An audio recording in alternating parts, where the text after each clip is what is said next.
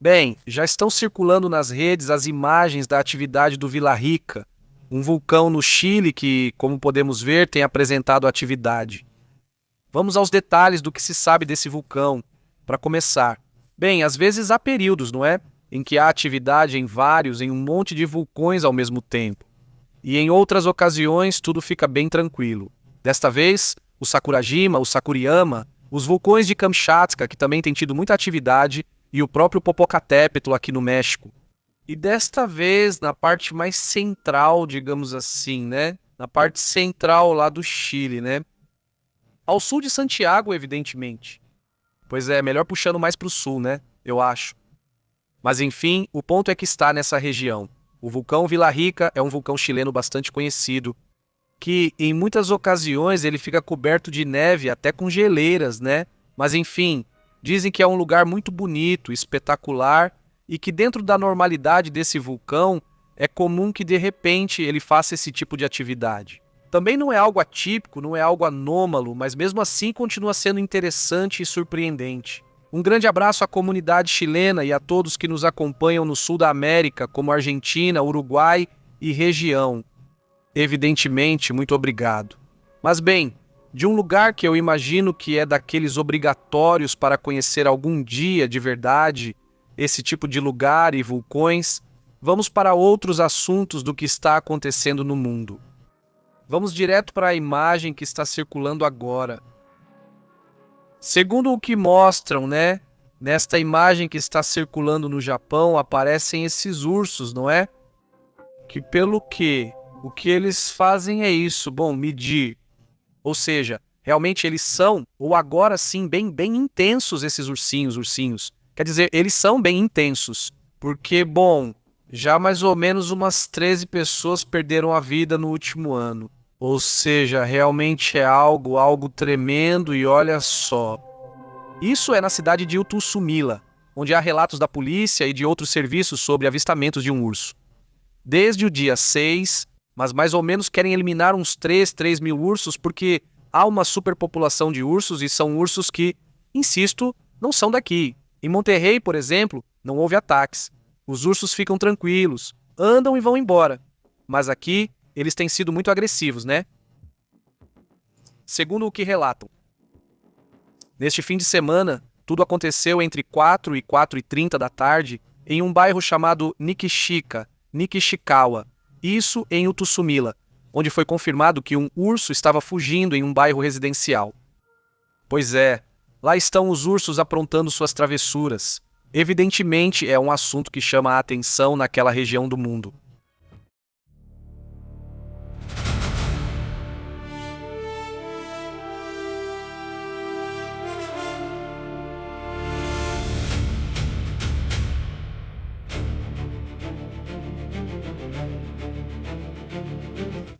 Olha, aconteceu um terremoto. Vamos ver se conseguimos colocar a imagem desse terremoto para ver como foi, para ver se dá para perceber o que aconteceu, né? Mas de acordo com o que foi relatado, um terremoto de 5,6, segundo o que se sabe em Butão, já teria causado possíveis danos, porque até o momento não se pode confirmar. Mas realmente foi forte, principalmente porque Butão é um país muito montanhoso, né? Um país em que, segundo eles, não dá para medir direito. Eles até medem o produto interno bruto, mas dizem que não se importam tanto com ele. Para eles, o importante é medir a felicidade e o percentual de felicidade da população. Butão sempre foi muito diferente em muitos aspectos e também é um país de grande altitude. Quer dizer, com muitas montanhas bem altas, né? Então, quando acontecem terremotos, eles costumam ser perigosos, costumam ser fortes porque as casas não são muito bem construídas ou algo assim. Há deslizamentos, ou seja, existem certos riscos evidentemente enormes. Então, bom, foi isso que aconteceu hoje no Butão, embora ainda não haja detalhes sobre as possíveis consequências e normalmente por lá demora um pouco. É como nos terremotos no Afeganistão e em outras regiões, onde os relatórios demoram 4 ou 5 horas para chegar. Então vamos esperar por mais detalhes, mas hoje houve vários terremotos, né? Em Kamchatka, na Rússia, um de 6. Também foi reportado esse, né, o terremoto entre a Grécia e a Turquia, do lado grego, que também causou alguns danos materiais. Houve atividade hoje em relação ao tema sísmico e vulcânico. Houve alguma atividade com o Sakuriyama, o vulcão Sakuriyama, com esse vulcão, né, o vulcão chileno, né, que acabamos de reportar, que por sinal, dentro dessa atividade que vimos do vulcão Vila Rica, não se chama assim. Digamos que não, ou seja, não é atípico, volto a insistir, não é atípico esse assunto, a questão dos sismos ou o tema, mas de repente parece que tudo acontece no mesmo dia, né? Ou seja, essa é a coisa interessante de repente, e principalmente considerando o que aconteceu, né? A tempestade solar foi de nível 4, né? Segundo dizia o relatório da doutora. Nos Estados Unidos, essa doutora que trabalhou para a NASA, foi o que ela disse. Que não é algo que seja novidade para ela, mas também não é algo tão comum. Em relação à atividade solar, que 4 tempestades se juntem e cheguem à Terra. Não dessa vez, pois chegaram 4 de uma vez e ontem mesmo estavam gerando auroras boreais, não é? Então essa atividade, de repente, acaba sendo relacionada supostamente. São fenômenos geológicos, certo? Embora haja controvérsias, existem estudos tentando demonstrar isso. Também, por sinal, houve outro terremoto em Hidalgo, em Chiapas, em Ciudad Hidalgo, Chiapas. Esse aconteceu com magnitude 4.4 hoje, de acordo com o que diz o Sismológico Nacional do país, com 18 quilômetros de profundidade, certo? Isso também, então levem em conta, porque isso também faz parte do que tem acontecido, né? Um 4.4 já com informação. Já não é preliminar, é assim que ficou o sismo, então fiquem atentos a esse detalhe também, certo? Vamos para outros assuntos importantes.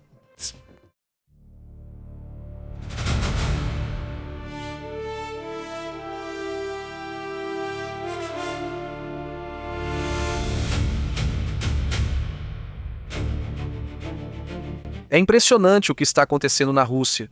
O risco é iminente, segundo eles. E é que, houve um ataque que destruiu, ou pelo menos destruiu parcialmente, um depósito de combustível nuclear em Chernobyl. A OEA já expressou sua preocupação com essa situação. O projétil, um Shahed, aqueles típicos drones de origem iraniana, teria atingido e impactado na madrugada de hoje nas proximidades do centro de armazenamento de combustível nuclear gasto. No momento, não foram detectados vazamentos porque eles são feitos de uma estrutura bastante resistente, mas o local, o depósito, foi atacado. No momento, não há vazamento radioativo, fica muito perto da Bielorrússia, ao norte. Sim, é um acidente que o Organismo Internacional de Energia Atômica, da OEA, classifica como um incidente extremamente preocupante e anuncia que será feita uma inspeção. Obviamente, uma inspeção precisa ser realizada. O drone russo atingiu nesta madrugada as proximidades do Centro de Armazenamento de Combustível Nuclear Usado, o CSSF, na zona de exclusão de Chernobyl. Às 2h10 da madrugada. É quando ocorre o impacto, o ataque a um depósito que, segundo relatos, sofreu graves danos materiais. Não foi um ataque direto, não foi um ataque direto. Não é coincidência, não há nada perto. Ou seja, não é. Não é que, de repente, o drone sozinho deu a volta e disse: deixa eu atingir aquilo ali na ex-usina nuclear. Obviamente, isso acontece quando entra em modo de desespero. Putin começa a fazer coisas muito loucas, começa a fazer coisas muito absurdas, e essa é uma delas. O operador público ucraniano em Energoatom, informou que o foco do incêndio foi de cerca de 40 metros quadrados e foi localizado e extinto de forma muito rápida. Os níveis de radiação ainda permanecem dentro dos parâmetros, vamos dizer, normais para Chernobyl, certo? E diante disso, a reação internacional começou, obviamente, primeiro com os... como se chama? Com o pessoal da OEA mesmo, né? Ou seja, só confiram o quão perto está para vermos o detalhe. O quão perto está Chernobyl da Bielorrússia. Ou seja, a linha que está em cima, a linha branca, é a Bielorrússia. Veja, olha, ali está a Bielorrússia. Então, digamos que é o próprio vizinho deles, mas além disso, Bielorrússia, aqui já é a Rússia. Ou seja, desse lado já é a Rússia, está bem perto, né? Mas enfim, esse lugar aqui, só para medir rapidamente até a fronteira com... Não, esse é Chernobyl. Vamos medir a distância até o que é a fronteira, certo? Que essa aqui são 12 quilômetros. Ou seja, qualquer coisa que aconteça em Chernobyl vai afetar diretamente a Bielorrússia, país aliado e amigo dos russos, certo? Bem, a situação obviamente é complicada.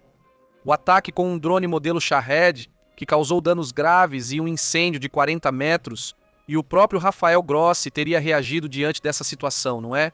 Aí vemos o diretor-geral da IEA. Afirmam que o ataque foi extremamente preocupante, pois ocorreu em uma instalação com grandes quantidades de material nuclear armazenado próximo ao prédio atingido.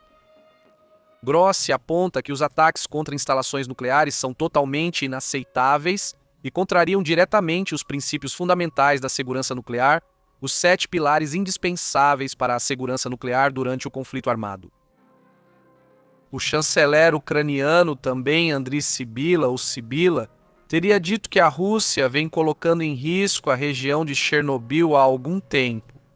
Isso ameaça a segurança nuclear da Ucrânia, de toda a região e até da própria Rússia.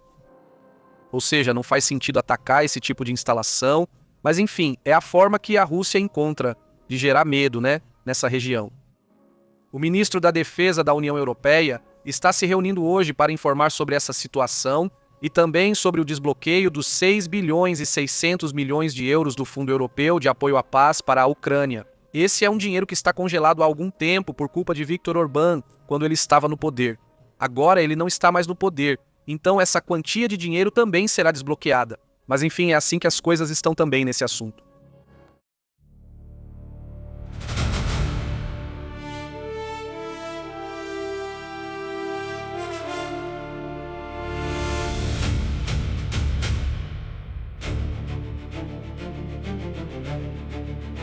Bem, mais dados e mais reações sobre o que Donald Trump disse sobre o que está acontecendo agora mesmo em relação a haver ou não um acordo com o Irã.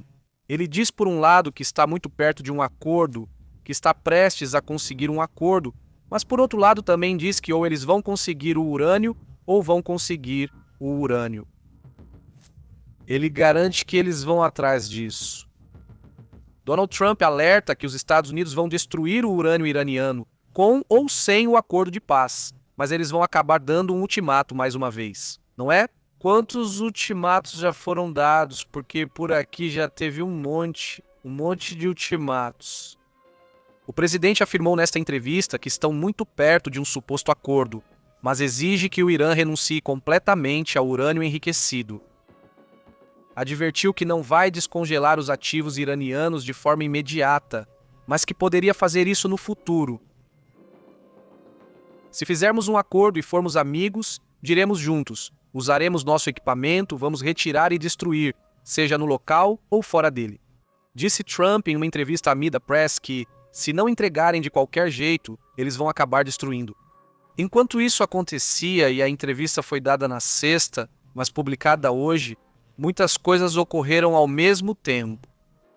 Entre elas, o ataque de Israel a Beirute, o chamado do Catar para uma nota pedindo a suspensão de todo o espaço aéreo da região daqui até o dia 14 de junho, ou seja, eles estão prevendo alguma coisa. Ao mesmo tempo, o Irã advertiu Israel para olhar para o céu hoje à noite, e já é noite em Israel. Será que algo vai acontecer lá? Bom, parece que muitas coisas se aceleraram para o fim de semana.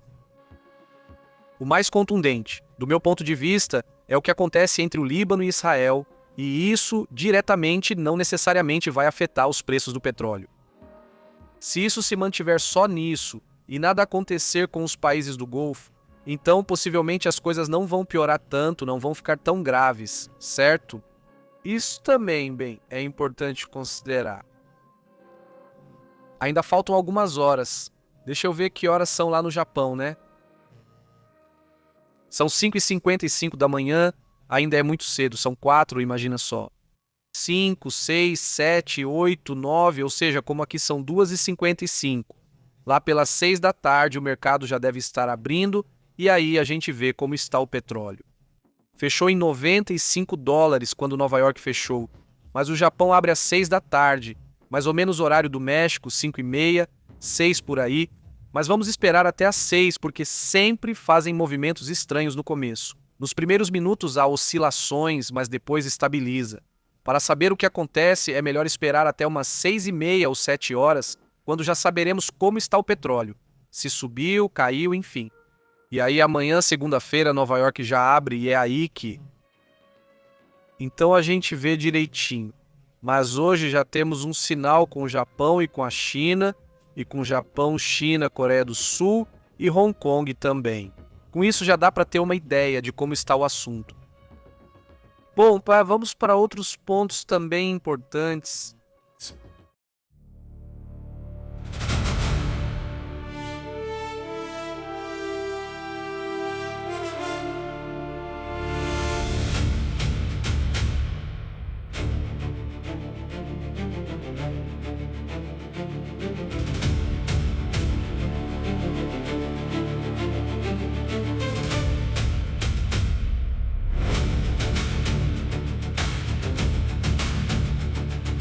Beleza. Beleza.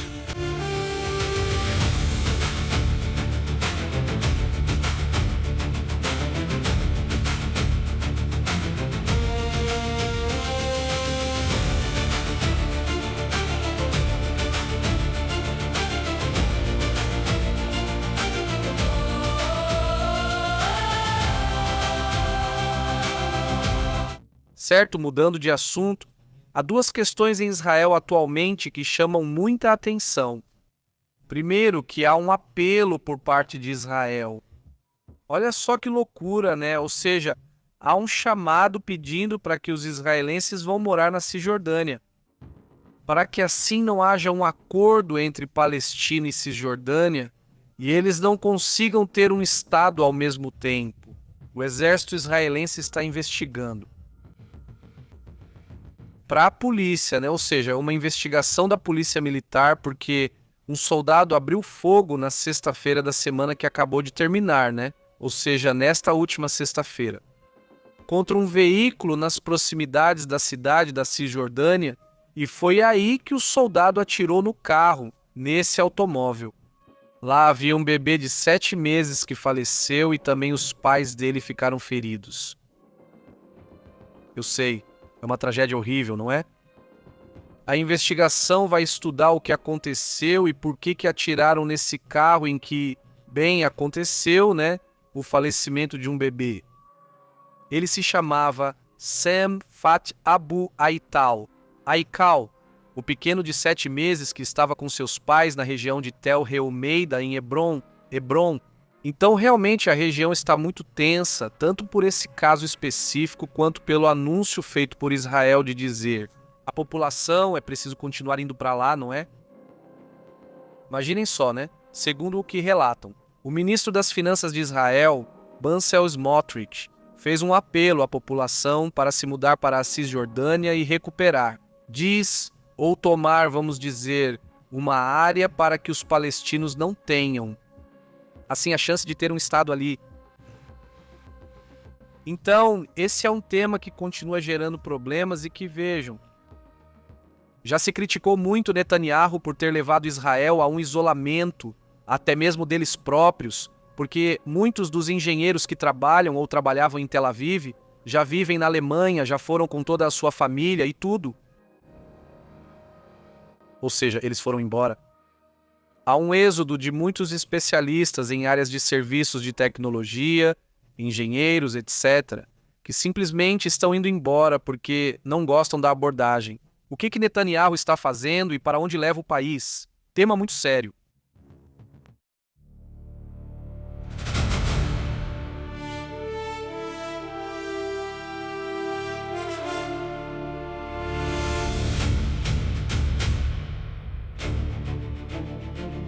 Bom, então luz para toda a comunidade, assim como para o Estado.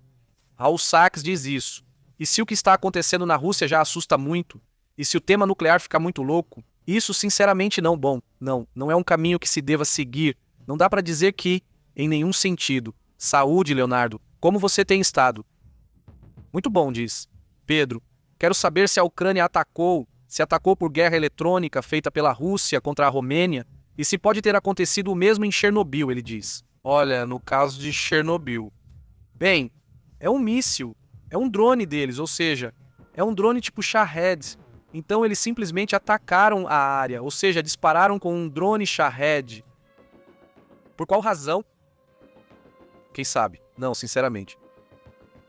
Mas eu não acho que seja um erro. Quer dizer, não é como se fosse uma área totalmente florestada, né? Quer dizer, eles estão mirando ali por algum motivo que eles calcularam, né? Quem sabe qual.